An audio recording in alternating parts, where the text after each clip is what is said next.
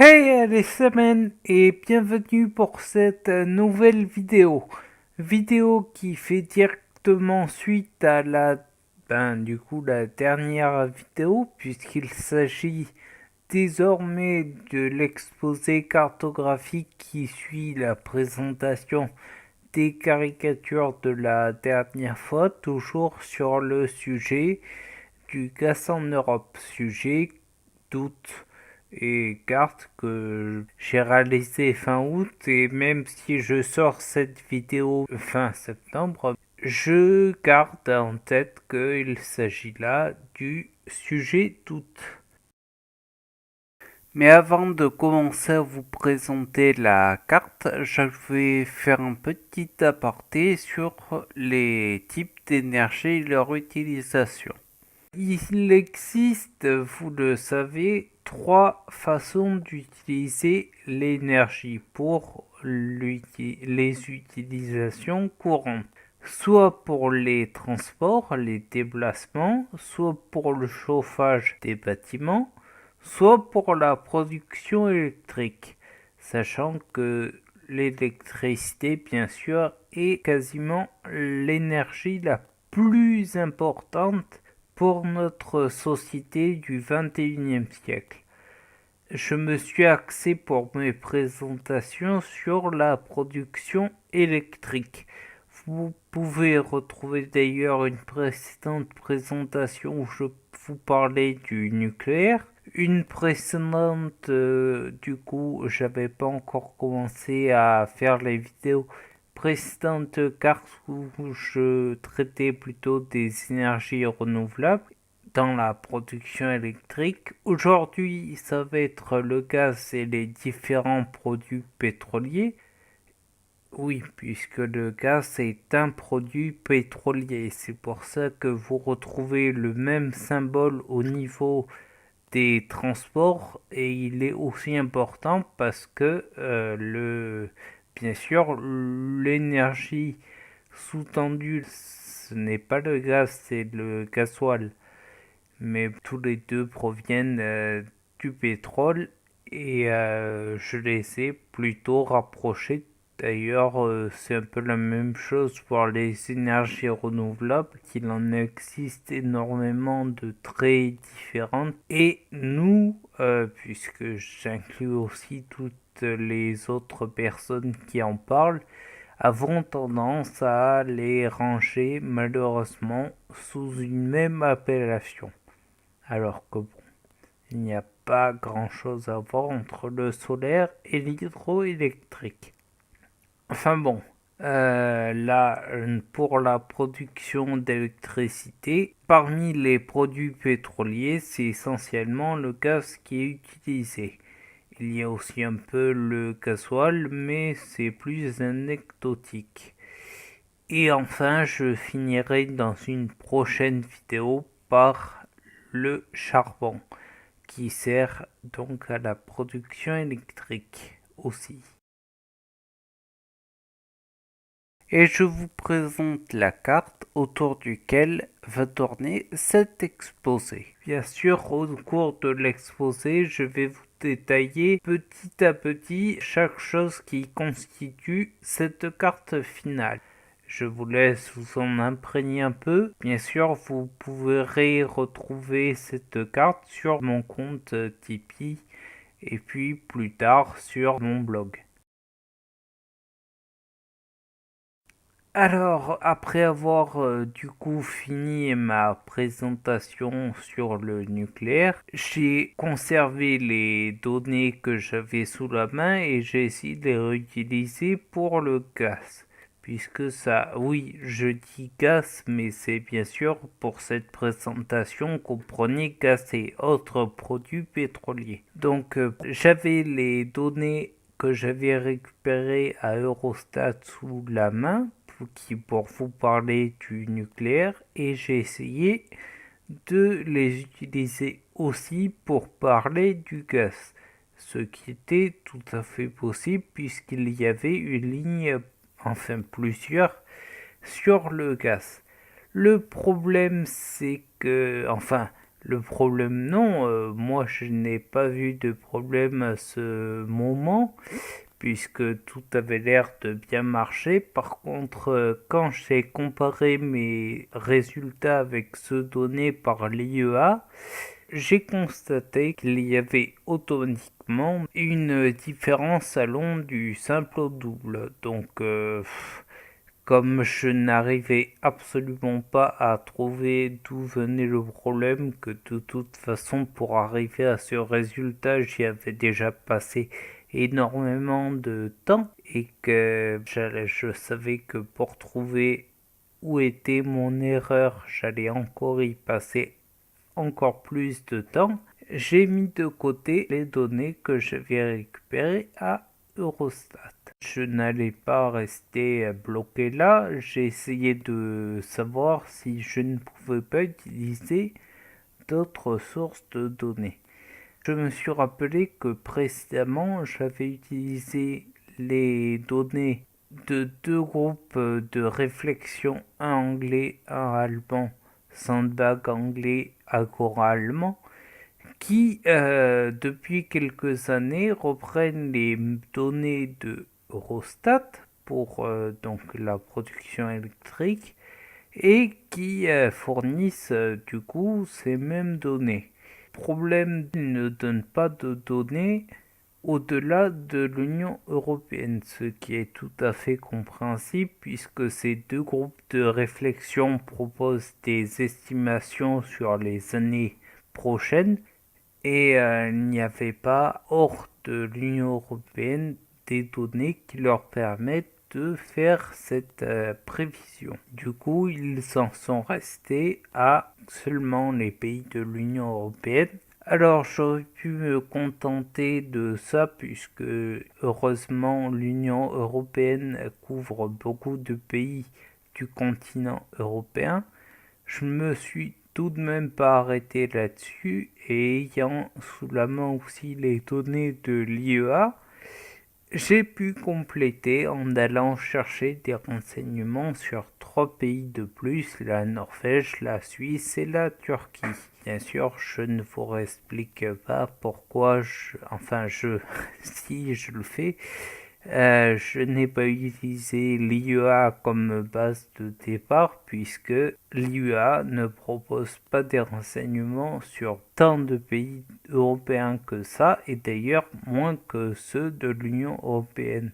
Donc comme j'avais déjà beaucoup plus de renseignements, ça a été Agora et Sandbag ma source de base. Avec les données que j'ai réussi à récupérer, j'ai pu arriver à ce fond de carte. Ce fond de carte transcrit l'utilisation du gaz pour la production électrique dans différents pays européens. Il s'agit là de quantité, pas de taux ou autre, on verra plus tard. Vous pouvez remarquer grâce à cette carte qu'il y a de très grosses différences dans l'utilisation du gaz pour la production électrique entre différents pays, même voisins. Et puis on peut aller plus loin sur le fait que topographiquement, ils peuvent se ressembler. Par exemple, si on prend l'Autriche qui a beaucoup en commun au niveau topographique avec la Suisse. Et pourtant, la consommation entre ces deux pays est très très différente. Et je ne vais pas jusqu'à parler des autres voisins de la Suisse. Du coup, j'ai rajouté au-dessus de ce fond de carte qui présente seulement les quantités utilisées des petits cercles qui vont représenter les taux d'utilisation du gaz dans la production électrique de chaque pays. Je reviens juste sur ces cercles. Il existe en fait trois cercles superposés. Le cercle qui apparaît en transparent que vous voyez au premier coup d'œil, c'est le cercle de la production électrique totale, donc l'intégralité du cercle, c'est 100%. Ensuite, il y a un cercle qui apparaît en gris, c'est la part d'électricité produite à partir d'énergie fossile. Et là, le cercle qui apparaît en noir, c'est la part d'électricité produite à partir de gaz, donc parmi l'électricité produite à partir d'énergie fossile. Je précise que pour chaque pays, les trois cercles existent et sont superposés les uns aux autres.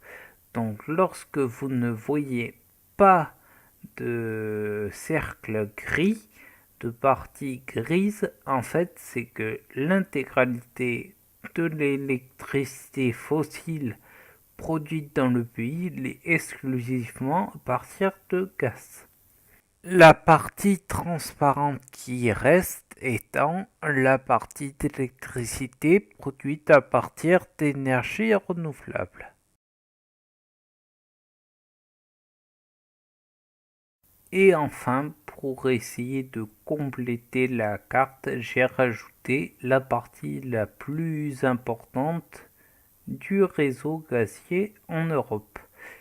Alors oui, bien sûr, vous pouvez trouver sur Internet des résultats bien plus détaillés. Ici, je vous précise qu'il ne s'agit là que des principaux gazoducs du réseau gazier principal, pas de l'intégralité. En bleu, vous avez le réseau qui transporte le gaz soit du nord de l'Afrique, soit de la mer du Nord, soit d'Iran dans le cas de la Turquie. Et le réseau qui apparaît en rouge transporte essentiellement du gaz d'origine russe. Une grosse majorité de l'Europe est couverte par le réseau gazier russe, et étant donné que la différence entre l'État russe et les entreprises russes n'est pas très claire, on peut presque dire que les pays qui bénéficient du gaz russe sont plus ou moins irrigués par le bon vouloir du pouvoir russe. D'ailleurs, je m'arrête là sur une petite précision intéressante. Je reviens sur les pays que nous avons déjà vus un peu plus avant, les pays baltes. Pays qui se trouvent donc au nord-est de l'Europe, juste à la frontière avec la Russie. L'Estonie, Lettonie, Lituanie. Nous pouvons voir que la Lituanie et la Lettonie ont une consommation de gaz assez modeste, et par contre l'Estonie, bien que ce soit tout à fait modeste également, enfin passable, a une consommation de gaz un peu plus importante. Pour ce qui est des taux d'occupation du gaz dans la production électrique de chaque pays, nous pouvons voir que la Lituanie et la Lettonie produisent à peu près la moitié un peu moins de la moitié de leur électricité à partir de gaz. D'ailleurs, vous pouvez voir, comme je le disais, qu'il n'y a pas de partie grise. Donc ces pays produisent la moitié de leur électricité à partir d'énergie fossile, le font seulement à partir de gaz, pas de nucléaire ou de charbon dans ces pays. Le troisième pays, l'Estonie, produit plus de 80% de son électricité à partir de gaz, ce qui est, vu sa consommation un peu plus élevée, assez préoccupant. Nous avons vu que depuis quelque temps, la Lituanie a mis en place un terminal gazier dans la commune de Klaipėda, ce qui lui permet de contrer la prédominance du gaz russe dans son pays, mais également en Lettonie, qui donc est également irriguée par du gaz qui va venir de Klaipėda.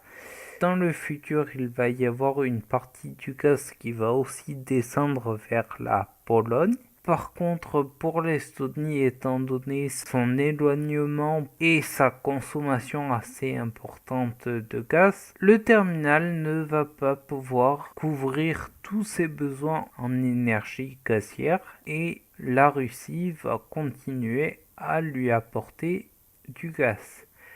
Une autre solution trouvée par la Lituanie pour se passer du gaz russe, c'est un lien qui va être réalisé entre le réseau électrique suédois et le réseau électrique lituanien qui va donc permettre aux différents pays baltes de bénéficier de l'électricité produite en Suède pour réduire leur part de production électrique à partir de gaz russe. Par contre, pour que la Suède puisse continuer à produire de l'électricité et supporte en plus 3 pays supplémentaires, il y a fort à parier que la nouvelle électricité produite provienne essentiellement de nucléaire. À savoir si c'est vraiment une bonne chose de remplacer une énergie fossile par une autre.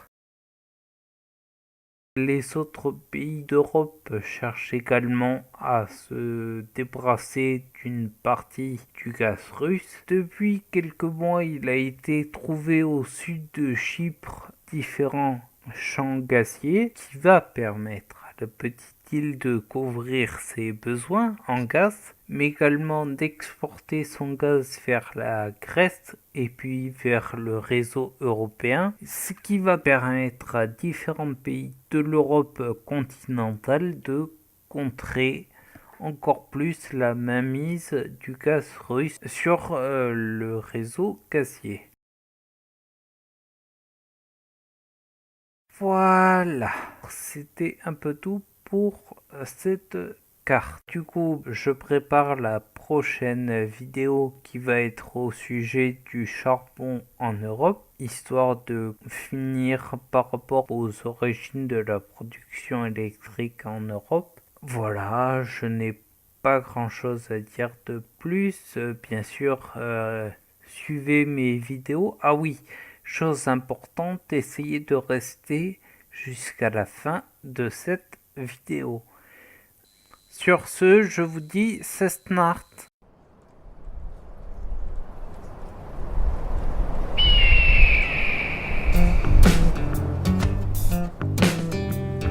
Ingen grunn til å gi opp nå. Bare fortsett å vente, stå på.